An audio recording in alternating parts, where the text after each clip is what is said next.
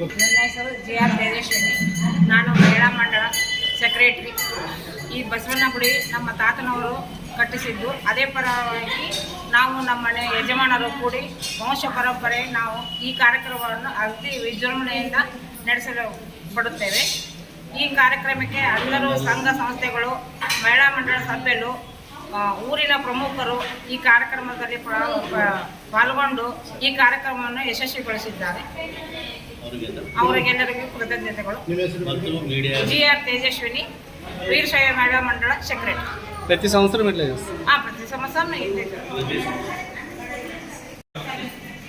అందరికీ నమస్కారం. ప్రతి సంవత్సరం శ్రీ పేటా బసవేశ్వర స్వామి దేవస్థానం నందు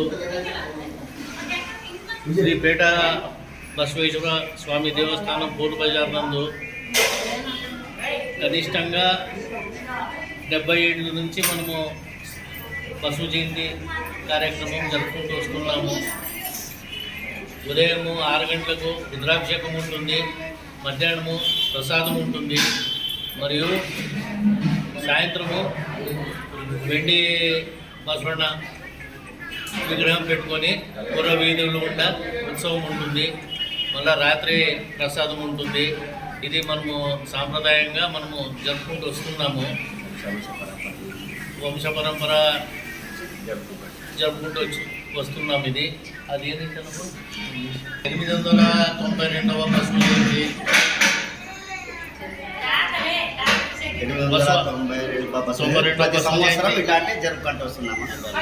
892 బసవ జయంతి.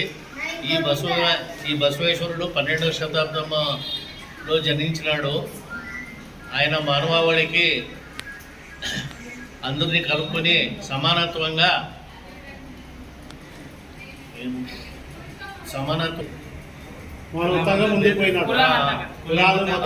కుల మతాల అతీతంగా అందరికీ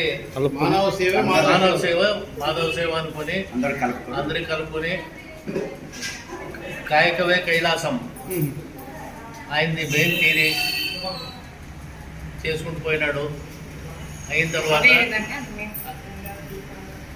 అయిన తర్వాత ఆయనకు స్త్రీలకు గాను విశేషంగా అధికారం, సమానత్వం, ఆస్తిలో అన్నిట్లో అన్ని కావాలని ఆ రోజుల్లో 12వ శతాబ్దంలోనే సమానత్వం ఇచ్చినాడు. సమానత్వం చాటి చెప్పినారు. మహిళలకంతా సమానంగా మహిళలు అందరికీ చాటి చెప్పినారు. ఆయన వచనముల ద్వారా ఎంతో మందికి తేజపరిచినాడు. చుట్టుపక్కల నుంచి కూడా వస్తారు సార్ ఇక్కడ. ఈ కార్యక్రమానికి చుట్టుపక్కల అందరూ వస్తారు.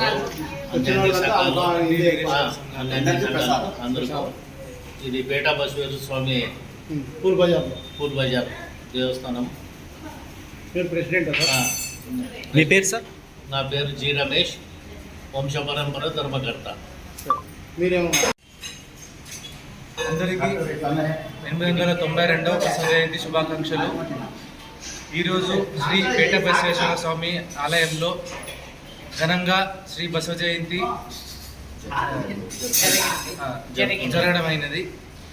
పొద్దున రుద్రాభిషేకము, మధ్యాహ్నం అన్నప్రసాదము, సాయంకాలం పురవీధుల నుండి బసవని విగ్రహము మరియు చిత్రపటము ఊరేగింపు జరగడమైనది. తర్వాత ప్రసాదం. ఇందుకుగాను సహకరించిన